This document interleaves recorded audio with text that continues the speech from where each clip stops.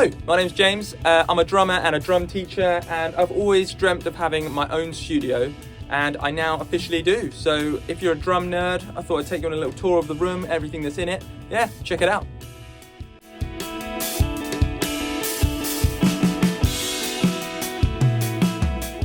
Alright, hello. So this is the first of 3 drum kits in my studio, and this is my good friend Tom's drum kit. And he very kindly lets me play it. I never play hard on this drum kit because it's not my stuff, especially cymbals. I don't want to break anything. So, but actually, it makes me play in a different way, this drum kit. And if I'm ever feeling uninspired, this is the drum kit I will jump on. I don't spend too much time on it because it's not mine, but I will jump on it for inspiration because I don't ever move anything when I jump on this drum kit. I sort of just play it however it is, and it makes me play a different way because it's a different setup. Yeah, everything sounds so different, and I really love how this drum kit sounds. It says that the drum kit here is a Tama Superstar Classic Maple Shell. I don't know if that's the name of it. I might put the name of it on the screen here. But there are some incredible drums and cymbals here. So there is a Gretsch snare drum. Again, I'll put the exact model on the screen here. But some of my favorite things on this drum kit are the Istanbul AGOP signature 22-inch ride. Me and Tom, as you'll see, love Istanbul stuff. Then we've got an extremely dry Istanbul Exist 20-inch dry dark crash. This is really dry, as you'll hear in a minute. And then a pair of vintage Zildjian, I don't know what year they're from, but 15-inch hi-hats. And now something I think about cymbals that you can't really tell from hearing them on the internet is how they feel, and all of these cymbals feel incredible. Like particularly these hi-hats, they even feel like soft when you play them, which is a weird sensation, but they're super fun to play, and they're quite quiet as well, which is what I quite like. That's what I would say about all of these cymbals, is they're really quite quiet and really musical. And then he also has, as you'll see on my kit, as I have, a PSDX, Peisty PSDX 14-inch Swiss hi-hat top, which he's using as a crash, which I'm also using as well. He also has a set of what I believe they're bonga congos down here, which are super fun to play, and a Premier vintage snare drum, which sounds crazy without the big fat snare drum on that he's got on it. I'm not sure that'll get picked up because I am using the mic setup of just an overhead and then an SM57 on the kick. This is a really fun way to get into recording, and honestly, for internet videos, you don't really need anything else. You can get the sound that you need from just 2 microphones like this. So yeah, I'm going to do a little bit of playing on this kit now, see what comes out, and yeah, check it out.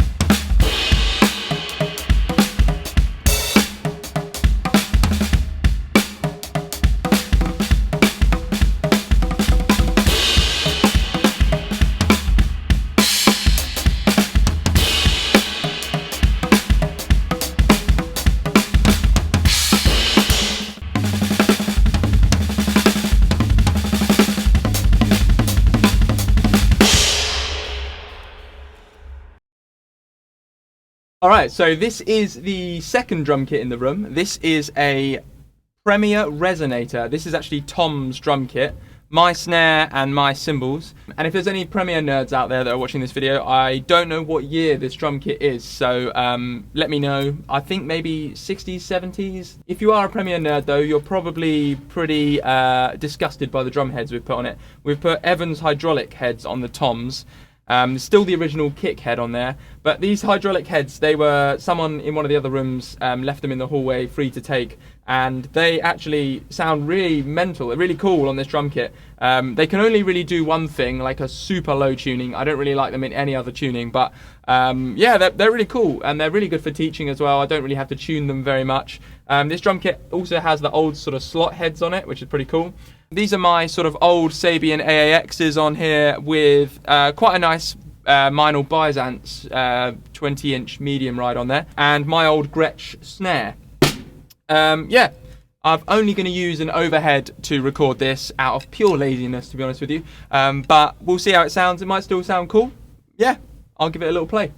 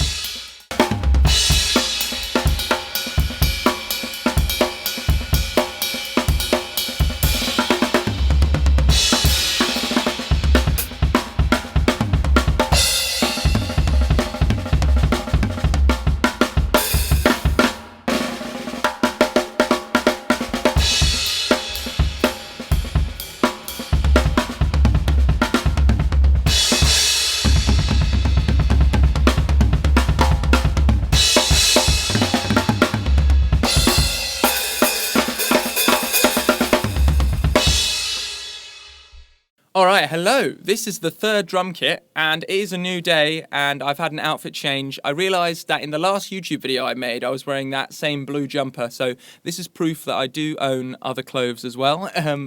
But let's move on to the drum kit. This is a Premier Royale, and this is my drum kit that I do most of my playing on. This is usually always mic'd up as well for like remote sessions, if any content as well. And yeah, this is a Premier Royale from the 80s. I'm going to call it vintage. If you were born in the 80s and you don't think that's vintage, I'm very sorry, but I'm going to call it vintage. It's older than me at least. Yeah, so it was £200 and I bought it from someone on Facebook up north. I mean, anything is north of Brighton, so I'm going to call it the north. You can even see the original sticker from the shop it was bought from. I think it says Soundpad Music Centre. Leicestershire, so shout out to them. They're probably not still going, but you know, if you're watching, I've got your drum kit.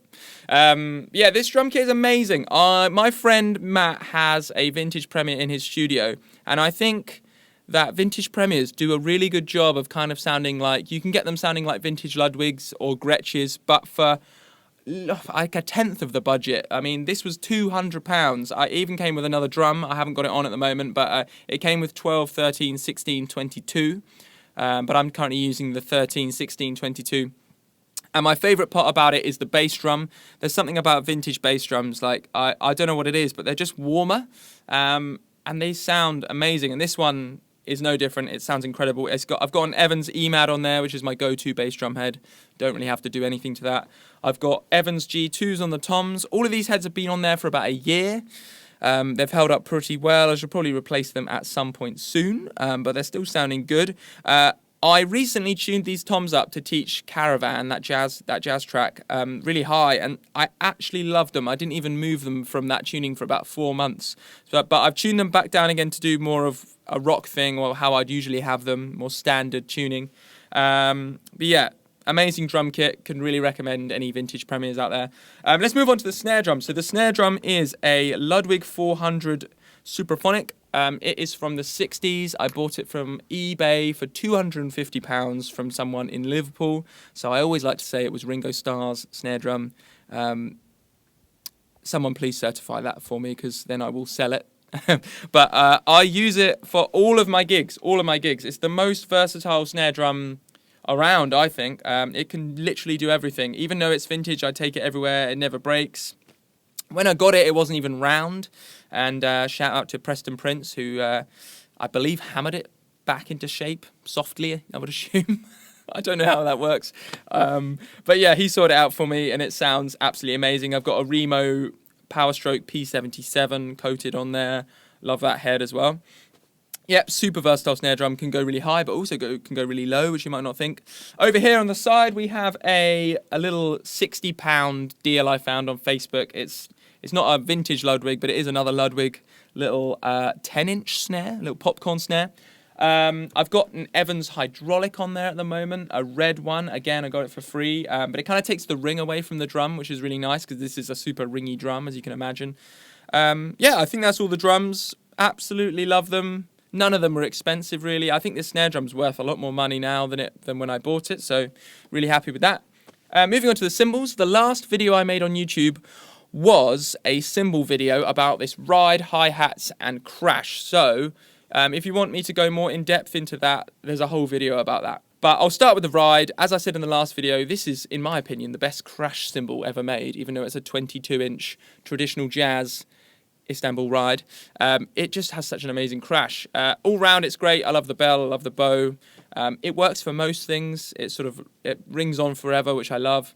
Yeah, super great ride. Over here we have an Istanbul traditional medium 19-inch crash. I really wanted a standard crash that kind of just is a really nice crash. I'd say it's maybe in the same soundscape as like a Zildjian K. K Dark maybe. I'm gonna go with that. Yeah, it's just a really standard crash really, and 19 is a really nice size. I like 19 and 20-inch crashes. I did actually say in the last video I did that I would never use anything smaller than an 18 or a 19. Well, over here I've got a 14.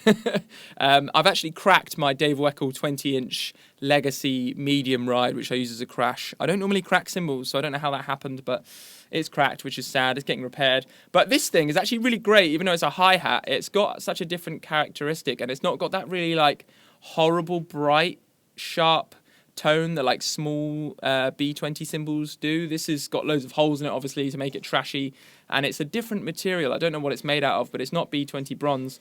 Yeah, it's nice. I use it in recordings a lot, actually, because it really cuts through, but not in like a horrible way, more in like a disgusting way, which I like. And then over here we have some Istanbul Mantra hats. These are 15 inches. I believe this is the line of cymbals that Cindy Blackman designed with Istanbul. I love all the cymbals that she designed with Istanbul. I think they're super great, actually. I want to get more of them. These are really nice, lower in pitch than a standard 14, a bit darker as well. Yeah, love them. They work in folky and rocky stuff, which is a lot of what I do, so I really like that. Moving on to the final cymbal and my most recent purchase, which is the Istanbul Clapstack. I mean, if you haven't seen this thing, you've been living under a rock. Loads of other companies make it now, but this is the original. Yeah, this is great. It only does one thing. It does a clap. But I quite like that you can get that sound without having to bring a Roland SPDSX or something like that. I use it a lot in function gigs, like cover gigs. I will use it if I'm trying to bring down the dynamic and still keep a backbeat, but without hitting the snare drum. But yeah, it's really fun just to be creative with in general. Usually I like it over here in between my crash and my hi-hats so that I can hit it with both hands. And then use these as actual hi-hats over here. I need another bracket, and then I will do that at some point. Finally, let's talk about the microphones. All of my microphones are going into a Focusrite Scarlett i80. I can't remember the name. It's the 8-channel Scarlett Focusrite interface. I don't record anything quiet apart from my talking right now, so I don't really have to worry about noise from preamps. So it does the job really well. I would like some more inputs at some point, though. I'm talking into an Aston Origin, which I'm going to put over the other side of the room and use as a room mic. That's a really nice microphone. Quite cheap. I used to use this as an overhead. It's a really good sort of mic to get. It's very versatile. The overheads I invested in recently are SE Electronics 4400, well, so 4400A. I think they're the AKG C414 copy. I love SE Electronics stuff. These are really versatile. I know I've said that a lot in this video, but they really are versatile. It's really important to have stuff that can do lots of different genres. So yeah, I love them. They're really great. They actually really upgraded my sound when I got these, so I can't recommend them enough. They don't really have like too much character to them, but I kind of guess that's the point of them. They're meant to be pretty plain and let you do what you want with them. So moving on to the snare drum, my friends Mick and Matt are really amazing producers, and they said, James, get this snare mic. It's the Bear Dynamic MG201, I think. And so yeah, I bought it. I love it. It's very directional, so it cuts out quite a lot of hi-hat bleed. You still get a lot in there, but it cuts out more than a 57. Talking of a 57, I've got a 57 on the bottom. I might move that actually to the side snare. I would normally keep it on the bottom, but I'll move it to the side snare so you can hear that. Otherwise, you won't be able to. Any other mics? Oh, these actually aren't mine. These are my friend Clara's. Hi, Clara, if you're watching. Thank you. I will give them back at some point. These are PG 56s. I can't read upside down. Yeah, they're really nice. I think that's everything. I think I've covered everything. If you're younger and watching this and you're like, how on earth do you afford all this stuff? It's happened over time. This doesn't happen overnight. I've been building up this collection literally since I've been a kid. So yeah, don't panic. You can always start off with, like, if you want to get into recording, buy yourself a condenser microphone, something like an Aston Origin, and go from there really, and just slowly build it up. Like I said, some of these microphones aren't even mine, so get saving and slowly get there. You know, you can do a lot with just one overhead, as you've heard in this video. So I'm going to do some playing on this kit now, once again, see what comes out, and yeah.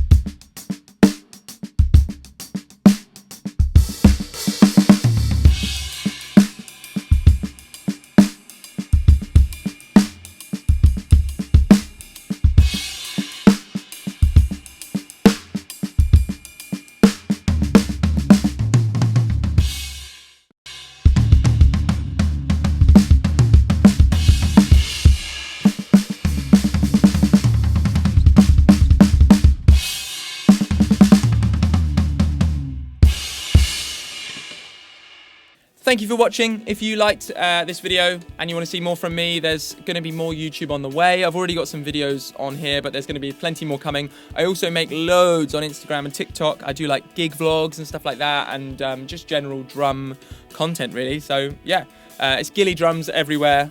Thanks for watching. Cheers.